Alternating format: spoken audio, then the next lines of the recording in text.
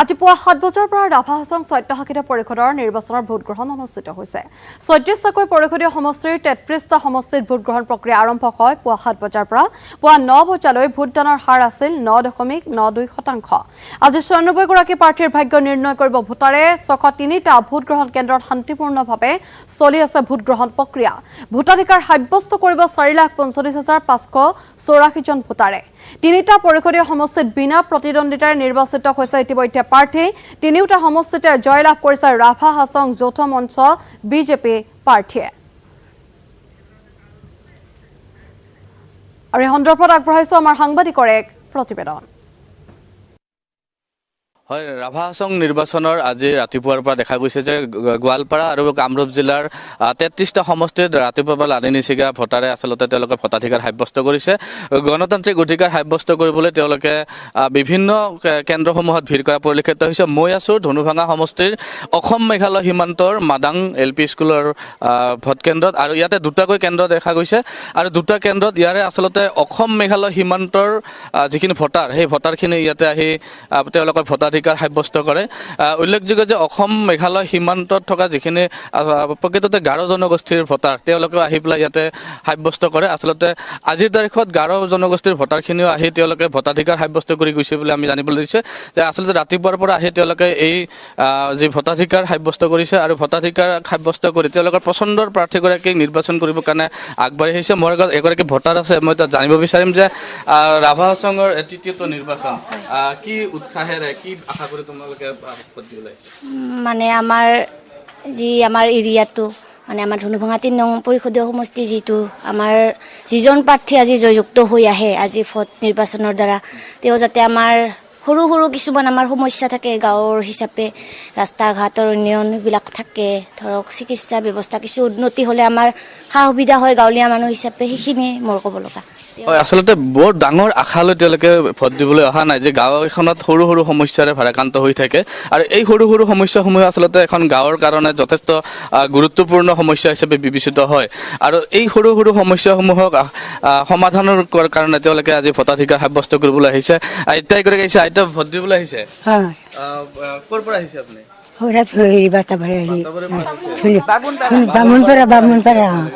হয়, আচলতে তেওঁলোকৰ আশা আকাংক্ষা কি সেইটো স্পষ্ট নহয়, কিন্তু তেওঁলোকে ভোট দিবলৈ আহিছে। অতি সহজ সৰল মানুহ এওঁলোকে আৰু এই সহজ সৰল মানুহখিনিয়ে ৰাভা হাছং যৌথ যি ৰাভা হাছং সাধাৰণ নিৰ্বাচন এই সাধাৰণ নিৰ্বাচনত তেওঁলোকৰ ভোটাধিকাৰ সাব্যস্ত কৰি তেওঁলোকৰ সমস্যাসমূহ সমাধান হোৱাটো আশা কৰিছে। বাইদেউগৰাকী আছে যে একেবাৰে সীমাৰ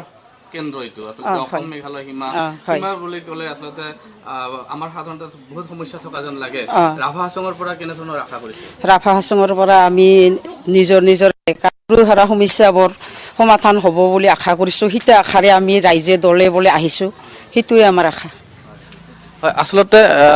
স্পষ্টকৈ আচলতে আমাক কি লাগিব সেই কথাটো এতিয়াও স্পষ্ট কোনো ভোটাৰে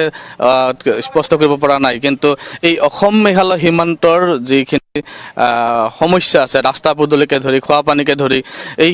সমস্যাসমূহ সমাধান কৰিবৰ কাৰণে তেওঁলোকে বিচাৰিছে, তেওঁলোকে আশা কৰিছে যে নিৰ্বাচিত প্ৰতিনিধিয়ে তেওঁলোকৰ সমস্যাসমূহ সমাধান কৰিব। অসম মেঘালয় বুলি ক'লে আচলতে যথেষ্ট সমস্যাৰ ভাৰাক্ৰান্ত বুলি সকলোৱে অনুভৱ কৰে, কিন্তু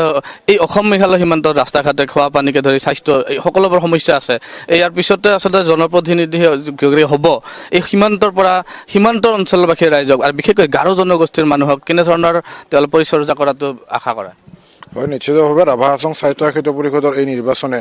আগন্তুক দিনত ৰাভা হাছং স্বায়ত্তশাসিত পৰিষদৰ এলেকাত বসবাস কৰা সকলো জাতি জনগোষ্ঠীৰ ৰাইজৰ সমবিকাশ সম উন্নয়ন আৰু সম অধিকাৰৰ লগতে ইয়াত বসবাস কৰা খিলঞ্জীয়া সকলো জাতি জনগোষ্ঠীৰ ৰাইজৰ যাতে ভৱিষ্যত সুৰক্ষিত হয় তাকে কামনা কৰিছোঁ। আশা কৰিম এই নিৰ্বাচনে ইয়াত বসবাস কৰা সকলো জাতি জনগোষ্ঠীৰ মাজত উন্নয়ন কৰক বা ইয়াত বসবাস কৰা সকলো জাতি জনগোষ্ঠীৰ ৰাইজৰ মাজত এক শান্তি আৰু সম্প্ৰীতি অটুট ৰাখক। তাৰ লগে লগে এই অঞ্চলটো যিহেতু অসম মেঘালয়ৰ সীমান্তৰ নিকটৱৰ্তী অঞ্চল, এই অঞ্চলসমূহতো যাতে উন্নয়নৰ ধাৰাটো অক্ষুণ্ণ ৰাখে তাকে কামনা কৰিছোঁ। গাৰো মানুহৰ ভোটৰ উৎসাহটো কেনে দেখিছে? মই আজি এই ভোট কেন্দ্ৰত আহি পোৱা প্ৰায় এঘণ্টামান সময় হ'ল, যথেষ্ট আশা দেখিছোঁ। বাকী সংখ্যা কিমান হয় পিছত দেখা যাব। হয়তো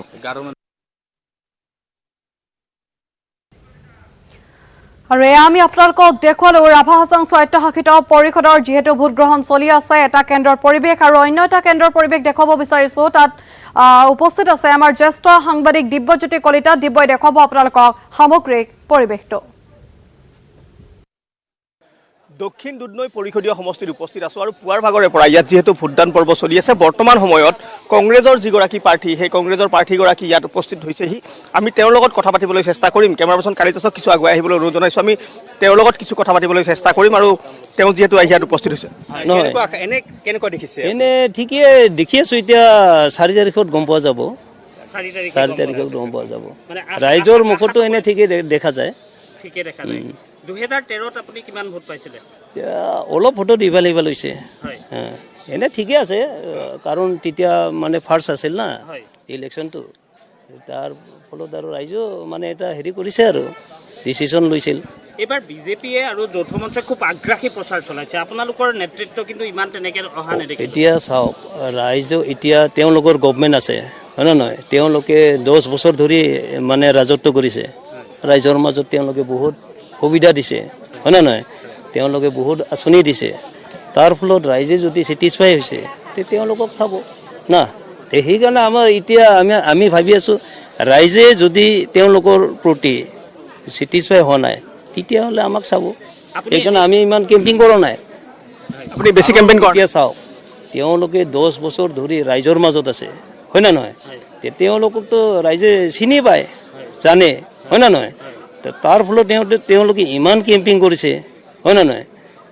সেই ক্ষেত্ৰত কিন্তু আপোনালোকক তেনেকা কিন্তু আমি কেম্পিং কৰা নাই কেম্পেইন আপোনালোকে এতিয়া কিয় নকৰিলে মানে? কিয় নকৰে এতিয়া চাওক ৰাইজে যদি আমাক ভাল পায় হা তেতিয়াহ'লে দিব সেইকাৰণে আমি কৰা নাই পিছত গম পাওঁ আৰু মানুহৰ ওচৰলৈ যাব লাগিছিল গৈছোঁ আমি গৈছোঁ যথেষ্ট গৈছোঁ ৰাইজৰ মাজত গৈছোঁ কিন্তু আমি তেনেকুৱা দলে বলে ইমান গাড়ী হেৰি ইউজ কৰা নাই এইবাৰ কৰা নাই ভূপেন বৰা ডাঙৰীয়া আহিছিলে কাৰণ আমাৰ এৰিয়া হয় না নহয় এইটো আমাৰ এৰিয়া হয় গাঁৱৰ মানুহ আমাক সৰুৰে জানে আমি কেনেকুৱা মানুহ আমি অমুক দিম তুমুক দিম সেইটো কোৱাৰ কোনো দৰকাৰ নাই কেনেকুৱা কাম কৰিম আমি সেইটো ৰাইজে জানে তথাপি আপুনি কিমান আশাবাদী তথাপি আশাবাদীতো বৰ্তমানলৈকে আছোঁ এতিয়া ইমান আমি ক'ব নাযাওঁ মানে 100% ক'ব নাযাওঁ এইটো 4 তাৰিখত ভগৱান আছে ৰাইজ আছে কিমান ভোটত জয়ী হ'ব আপুনি সেইটোও মই নকওঁ এতিয়া 4 তাৰিখত গম পোৱা যাব যদি ৰাইজে আমাৰ প্ৰতি মানে আশীৰ্বাদ আছে ভগৱান ঈশ্বৰে যদি হেৰি কৰে হৈ যাব এতিয়া আমিতো দেখি আছোঁ ৰাইজৰ কিছুমান কি কাম কৰিছে কি কৰা নাই হা সেইবিলাক ক'ব গ'লেতো বহুত কথা সেইবিলাক মই এতিয়া ক'ব বিচৰা নাই 4 তাৰিখৰ পিছত যেতিয়া মানে ফলটো ভাল দেখা যায় তেতিয়া পুৰা খুলি স্পষ্ট ক'ম আৰু কি কৰিছে কি কৰা নাই আৰু কি কৰিব লাগিছিলে হয় না নাই বহুত আছে ইয়াতে সেইবিলাকতো আৰু এতিয়া কৈ মানে এতিয়া নকয় আপুনি 4 তাৰিখে 4 তাৰিখৰ পিছত ক'ম হয় দিব্যজ্যোতি কলিতা এই মুহূৰ্তত আমি আপোনাক ধন্যবাদ জনাইছো